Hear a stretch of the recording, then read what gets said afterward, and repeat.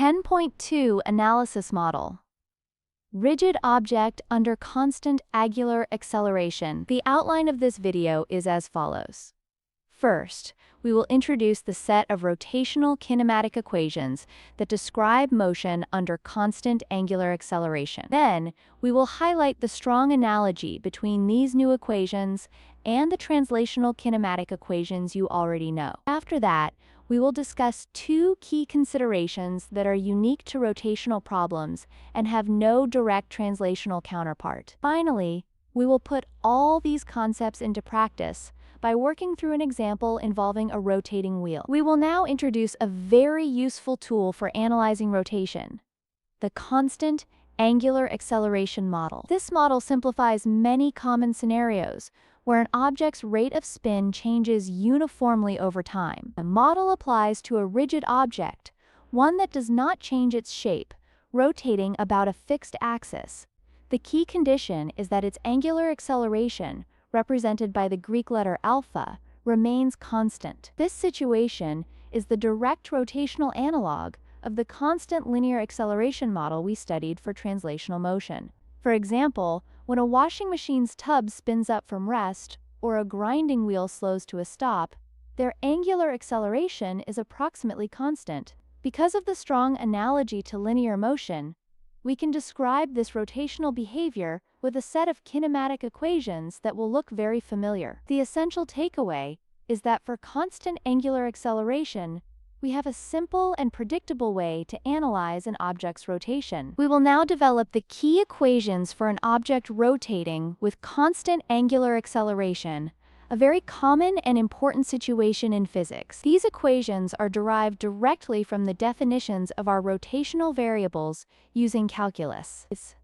By starting with the definition of constant angular acceleration, alpha, and integrating it with respect to time, we arrive at our first kinematic equation. This relationship, omega final equals omega initial plus alpha times t, directly tells us the object's angular speed at any later time, t.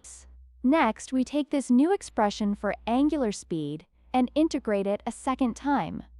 This process yields our second kinematic equation. It states that theta final equals theta initial plus omega initial times t plus 1/2 alpha times t squared. This allows us to calculate the object's angular position at any time. Notice the powerful similarity here. These equations have the exact same mathematical form as their translational motion counterparts. This analogy is a very useful tool for remembering and applying these relationships. This slide presents our final two kinematic equations for rotation, which are incredibly useful for solving problems where you are missing a piece of information, like time or acceleration.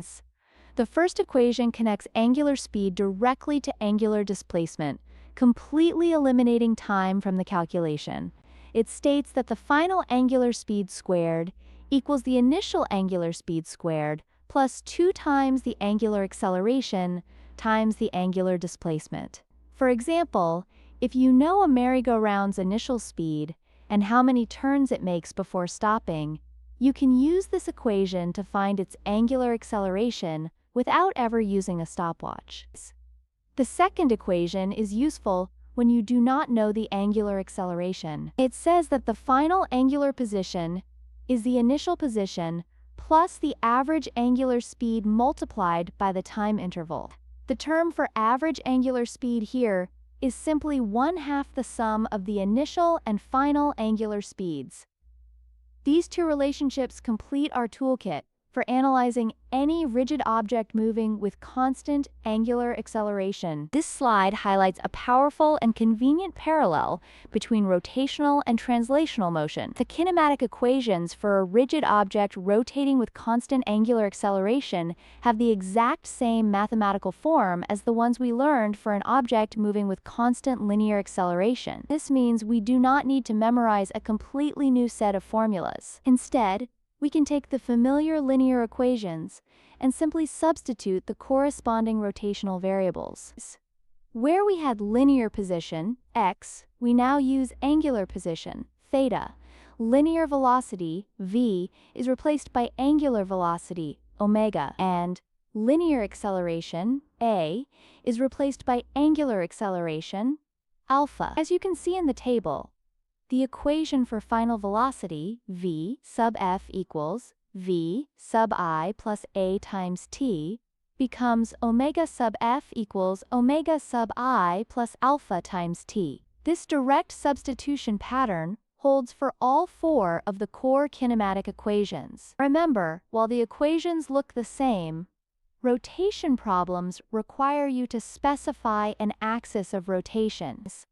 The essential result is that you can solve constant angular acceleration problems using the same algebraic techniques you already mastered for constant linear acceleration. While the kinematic equations for rotation look just like their translational counterparts, there are two key conceptual differences you must always consider when solving problems. First, unlike in one-dimensional motion, you must always specify an axis of rotation. This axis is the line around which the object is spinning. Sometimes the choice is obvious, like the axle of a car's wheel. In other cases, you might have to choose an arbitrary axis. The most important thing is that once you choose an axis, you must use it consistently for the entire problem. The second major difference is that rotational motion is often repetitive. An object can spin around and return to its starting orientation over and over again. Because of this, you will often be asked to find the total number of revolutions an object makes. This idea of completing full cycles has no direct equivalent in simple one-dimensional translational motions. So remember to always define your axis and be prepared to count revolutions, as these are unique aspects of rotational kinematics. Now let us apply our rotational kinematic equations to a practical problem. This example involves a wheel that rotates with a constant angular acceleration. We are given that its acceleration, alpha, is 3.50 radians per second squared, and its initial angular speed, omega I, is 2.00 radians per second at time t equals 0. The first part of the problem asks for the wheel's angular displacement, delta-theta, after 2.00 seconds have passed. Because the angular acceleration is constant, this is a job for our kinematic equations. We need the equation that relates displacement to initial speed, acceleration, and time, which is delta theta equals omega I times t plus 1/2 alpha times t squared.